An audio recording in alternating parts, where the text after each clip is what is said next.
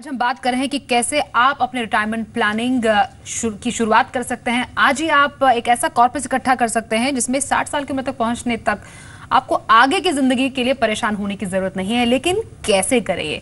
अब सुशील जी हमारे साथ लगातार बने हुए इस पूरे शो में। सुशील जी ये बताइए, अब हमने 30s में जो है एज ग्रुप, 40s में जो है एज ग्रुप, 50s में जो एज ग्रुप है, उनको किस तरह प्लानिंग करनी चाहिए रिटायरमेंट की, ये तो हमने जाना। लेकिन अब जो रिटायर हो गया है 60 साल में भी क्या रिटायरमेंट प्लानिंग हो सकती है? बिल्कुल। कहीं वो ज्यादा देर तो नहीं हो गई? हाँ, देर तो नहीं, लेकिन रिटायरमेंट प्लानिंग नहीं बोल के आफ्टर रिटायर्ड लाइफ को कैसे मैनेज किया जाए वो कह सकते हैं हम। कि जो भी कॉर्पस आपको 60 साल के एज पे मिलता है उसको आपको इस तरह से डिज़ाइन करना चाहिए सो डेट कि आपको अप टू 80 तक आपको कॉर्पस की कमी ना हो। तो इसमें मैं आपको सलाह दूंगा कि आपका जो फंड है कॉर्पस, उसको एटलीस्ट 50% कॉर्पस इस तरीके से लिखिए जो आपको रेगुलर रिटर्न्स आपको दे, जो कि आपको रोजमर्रा के खर्चे चला सके। जैसे कि आप निवेश कर सकते हैं सीनियर सिटीजन स्कीम में, पोस्ट ऑफिस में मंथली इनकम स्कीम आप उसमें जा सकते हैं जिसमें आपको मंथली रिटर्न्स आती है। तो इससे आपका रोजमर्रा का खर्चा आपका बना रहेगा। और 30% आपका लिक्विड रेशियो में होना चाहिए इमरजेंसी और लिक्विड के लिए, जहाँ से आप जब चाहे निकाल सके ज़रूरत पड़े तो। और बाकी 20% में हम आपको बोल रहे हैं जो कि आपको इक्विटी साइड में जाना चाहिए, जो कि आपको इन्फ्लेशन को बीट करते हुए रिटर्न देंगे। क्योंकि बाकी जो एसेट क्लास है उसमें हमें लगभग 9% तक की रिटर्न एक्सपेक्ट कर सकते हैं। हमें अगर इन्फ्लेशन बीट करके कुछ चाहिए तो 20% पोर्टफोलियो हम इक्विटी में रखेंगे, जो कि हमें आगे 70 से 80 साल तक के बीच के जो फंड की रिक्वायरमेंट होगी वो वाला फंड हम उसमें डाल के रख सकते हैं।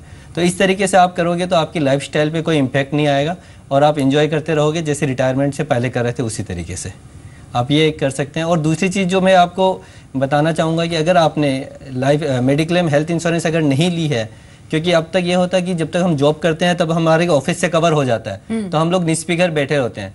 अगर आपने ये नहीं लिया है तो 60 की एज पे आप सबसे पहला काम आप हेल्थ इंश्योरेंस कवर लीजिए। काफ़ी कंपनीज है जो कि सीनियर सिटीजन के स्पेशली प्लान बनाया हुआ है उन्होंने, तो आप 60 से 70 के बीच में ले सकते हैं।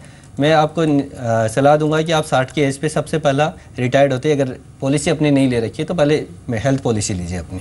जी, तो 60 साल में जब आप रिटायरमेंट प्लानिंग करते हैं वो है आफ्टर 60, आप कैसे अपनी जिंदगी जी सकते हैं, कहां पर निवेश कर सकते हैं, ये बताया सुशील जी ने। सुशील जी, लेकिन अब अगर स्कीम्स की बात की जाए, किस स्कीम में किस टाइम पर निवेश करना है, ये भी पोर्टफोलियो प्लानिंग का एक बहुत इंपॉर्टेंट हिस्सा हो जाता है। तो कौन कौन सी स्कीम्स है जहां पर निवेश करें तो एक अच्छा कॉर्पस इकट्ठा हो सकता है? देखिए, अगर आपकी एज 30 है या 40s में है सो आपको इक्विटीज़ में, जैसे मैंने बोला कि आपका निवेश इक्विटी में ज़्यादा होना चाहिए।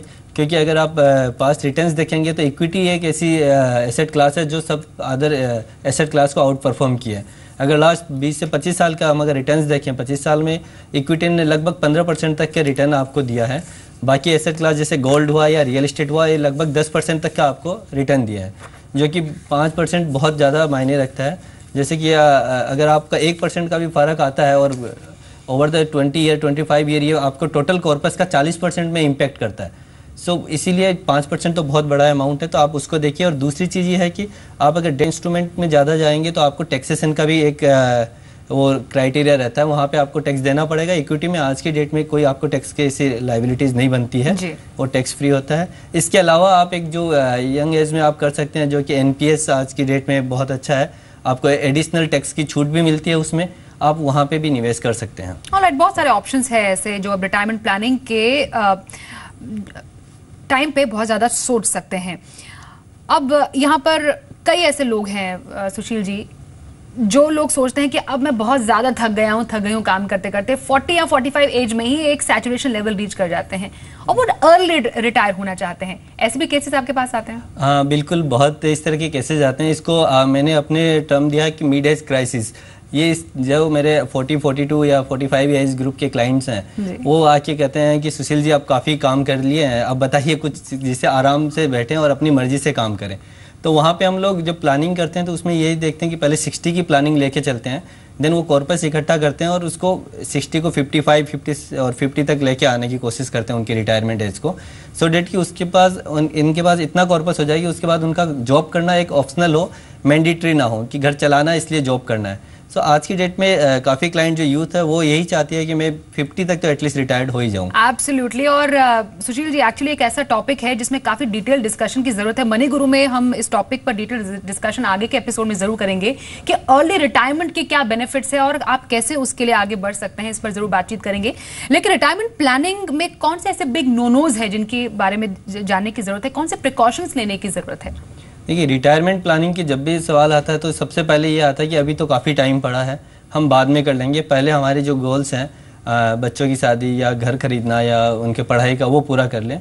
नो डाउट आपको इमीडिएट गोल्स के ऊपर फोकस करना चाहिए, बट मैंने जैसे पहले भी बोला कि रिटायरमेंट एक ऐसी चीज़ है जो कि आपको श्योर शॉट आनी ही आनी है लाइफ में, और उस टाइम पे आपके पास कोई नहीं होता। मेरे कहने का मतलब ये है कि लोन आपको नहीं मिलता, सबसे बड़ी चीज़ है कि लोन नहीं मिलता, आपके पास ऑप्शंस नहीं होते। और क्योंकि आज की डेट में जैसे कि जॉइंट फैमिली नहीं है और साथ ही साथ आपका बच्चों का भी सपोर्ट इतना ज़्यादा नहीं रह गया है, क्योंकि बच्चों के अपने खर्चे हैं, अपने लाइफस्टाइल से उनके एक्सपेंसेस इतने बढ़ गए हैं कि वो एक पेरेंट्स को सपोर्ट करने में थोड़ा सा टफ होता है उनके लिए भी। सो उस एज के लिए आपको रिटायरमेंट एक करनी है और आपको एक एसेट क्लास को पर्टिकुलर एक एसेट क्लास के पीछे नहीं जाके डाइवर्सिफिकेशन रखिए, डेट में भी रखिए, इक्विटी में भी रखिए, और इनको टाइम टू टाइम रीबैलेंसिंग कीजिए, जिसको हम कहते हैं एसेट एलोकेशन की थ्योरी। इसके अलावा एक जो चीज़ ज़रूरी है वो है आपका हेल्थ इंश्योरेंस का आप कवर कर लीजिए कि हेल्थ इंश्योरेंस आपकी है कि नहीं है। रिटायरमेंट के लिए विल प्लानिंग जरूर कीजिए, रिटायरमेंट की बात जब भी आती है साथ में विल प्लानिंग की आती है। सो ये एक है कि इतनी जल्दी विल प्लानिंग की मैं बात कर रहा हूँ, लेकिन जहाँ हम रिटायरमेंट की प्लान करते हैं, रिटायरमेंट के बाद क्या, रिटायरमेंट के बाद विल प्लानिंग होती है कि नेक्स्ट जनरेशन को हमें फंड कैसे देना है। तो इन सब चीज़ों का ध्यान रखिए और कभी भी अपना पीएफ और पीपीएफ कभी भी ब्रेक ना करें किसी और पर्टिकुलर गोल के लिए। तो it's never too late for retirement planning, क्योंकि अलग अलग एज ग्रुप के लिए अलग अलग प्लान सुशील जी ने हमें बता दिए हैं। हमारे दर्शकों के लिए गोल्डन टिप्स कि आप अपने एज के हिसाब से कैसे अपने आने वाले टाइम को और भी ज्यादा सिक्योर बना सकते हैं। बहुत बहुत शुक्रिया सुशील जैन जी हमारे साथ मनी गुरु के आज के इस एपिसोड में जुड़ने के लिए।